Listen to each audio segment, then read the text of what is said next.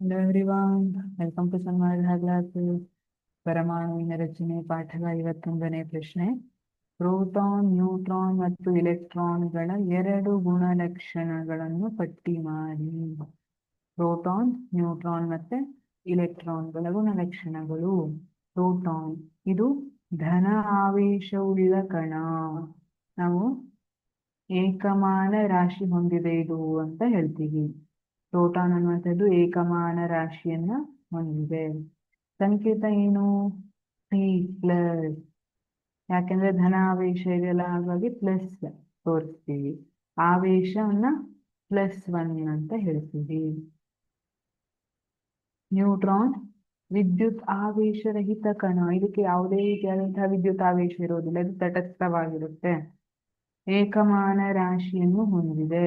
Proton ಮತ್ತೆ ನ್ಯೂಟ್ರಾನ್ನ ರಾಶಿ nearly equal ಇರುತ್ತೆ. ಸಂಕೇತ N. ಆವೇಶ 0, ಯಾಕೆಂದ್ರೆ ಇದು ವಿದ್ಯುತ್ ಆವೇಶ ರಹಿತ.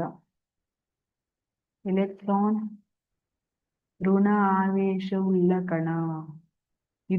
ಇದರ ರಾಶಿ ನಗಣ್ಯ. ಇಲೆಕ್ಟ್ರಾನ್ ಪ್ರೋಟಾನ್ಗೆ ಕಂಪೇರ್ ಮಾಡಿದ್ರೆ ಬಹಳ, ಅದರ ಮಾಸ್ ಏನಿದೆ, ರಾಶಿ ಏನಿದೆ, ಬಹಳ ಕಡಿಮೆ ಇರ್ತದೆ. ಪ್ರೋಟಾನ್ ಅನ್ನುವಂಥದ್ದು ಇಲೆಕ್ಟ್ರಾನ್ಗಿಂತ ಸುಮಾರು 2000 ಪಟ್ಟು ಜಾಸ್ತಿ ರಾಶಿಯನ್ನ ಹೊಂದಿದೆ. 2000 ಪಟ್ಟು.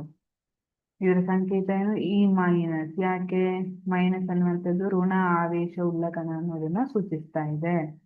ಆವೇಶ -1 ನೋಡ್ರಿ. ಇಲೆಕ್ಟ್ರಾನ್ -1, ಅದೇ ನಾವು ಪ್ರೋಟಾನ್ಗೆ ಹೋದ್ರೆ +1. ಇವೆರಡರದ್ದು ಚಾರ್ಜು ಮ್ಯಾಗ್ನಿಟ್ಯೂಡಲ್ಲಿ ಈಕ್ವಲ್ ಇರುತ್ತೆ, ಆದ್ರೆ ಅಪೋಸಿಟ್ ಸೈನ್ ಮೈನಸ್ ಮತ್ತೆ ಪ್ಲಸ್ ಈ ರೀತಿಯಾಗಿ ಇರುತ್ತೆ. Thank you.